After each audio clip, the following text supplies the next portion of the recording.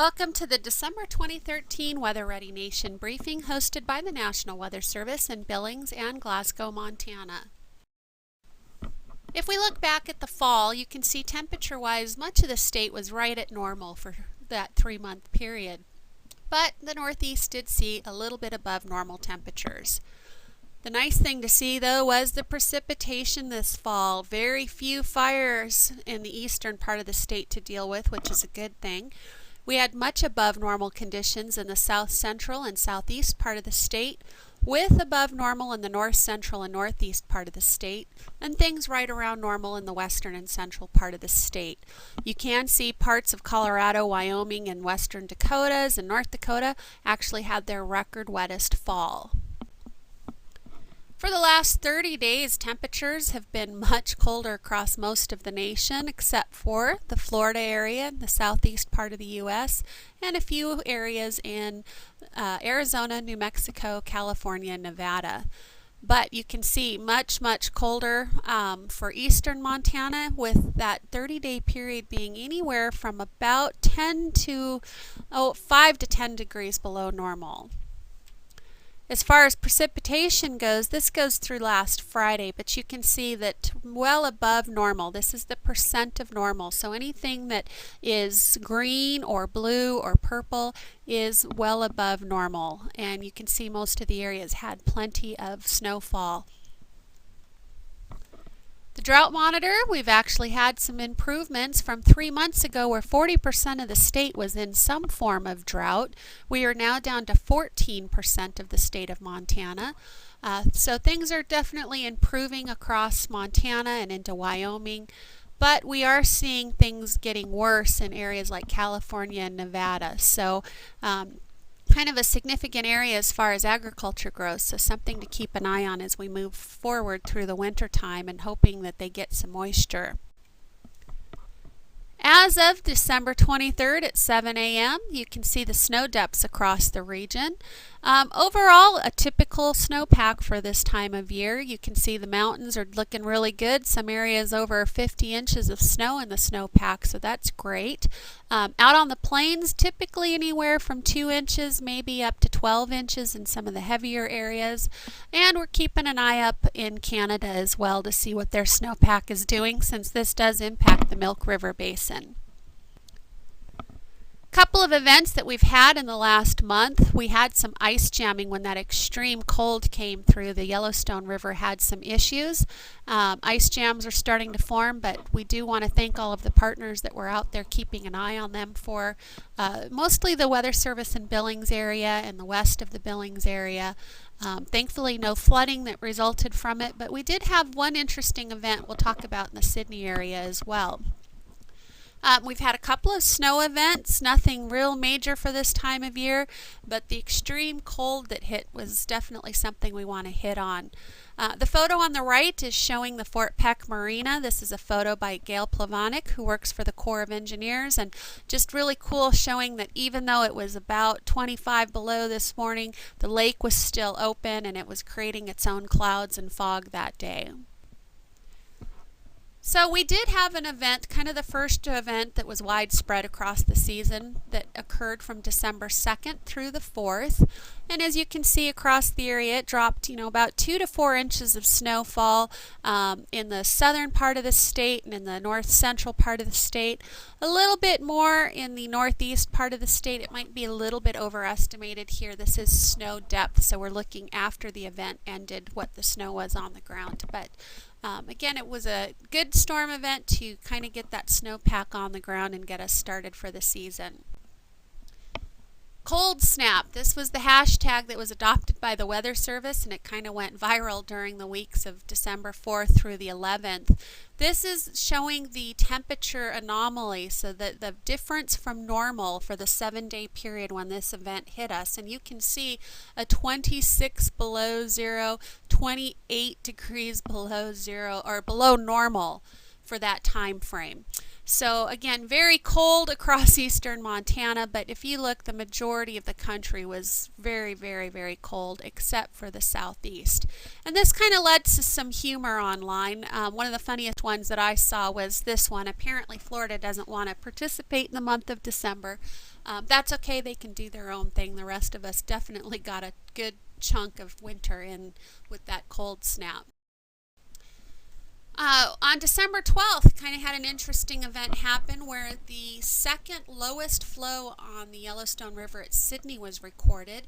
This caused some problems at the MDU power plant because they need at least 2 feet of water to keep the pumps going to generate the electricity. So they were scrambling a little bit there to try and get some generators and things, pumps in to help, but thankfully the river has come back up.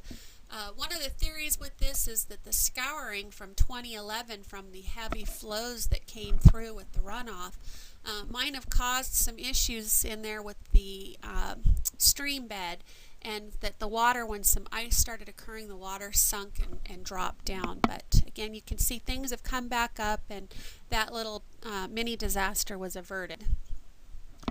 Just kind of looking around at the year, and so I'm going to avoid the snowfall since we actually measure snow from July 1st to June 30th, but we're going to just take a look at the year for temperatures and precipitations across some of the stations we have in Montana. And you can see that, you know, there's no real big highs. There's a couple of lows early on in January, and then of course we had this nice big one here at the end of or in the beginning of December. But precipitation-wise, Glasgow is at 15.41, which is well above normal for the year. Wolf Point, 13.33 inches of precipitation for the year, again about an inch above normal. Jordan, quite a bit, 1702 for the year, which puts them almost 4 inches above normal for the year. And again, these real cold events, this is the coldest event we've had in over a year.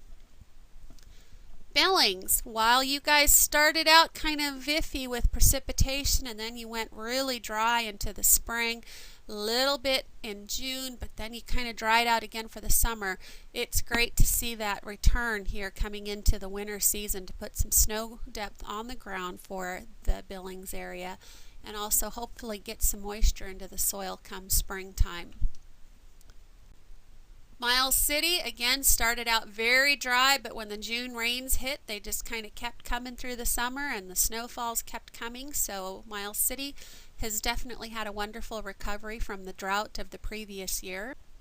Sheridan, again, touch and go through some of the year right around normal, but again, this fall has really helped with the precipitation in that area. Baker, 21.31 inches, so well above normal. Again, they started out the year much drier, but definitely have increased since the summer started.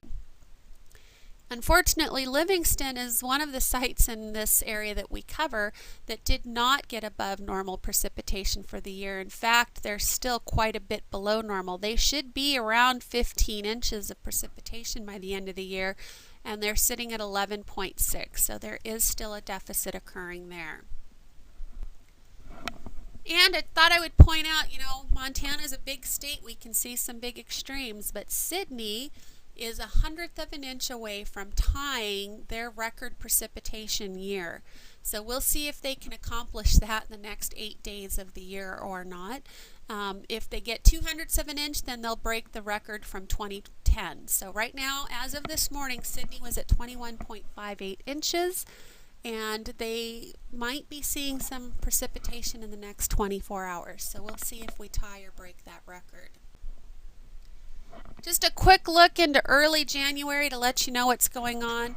We do have pretty much normal temperatures, maybe just slightly below normal along the North Dakota border, but no major cold spells in store after we warm up today from the one we had this morning. We do have above normal precipitation in store. This is December 28th through January 1st on the bottom left, and December 30th through January 5th on the bottom right.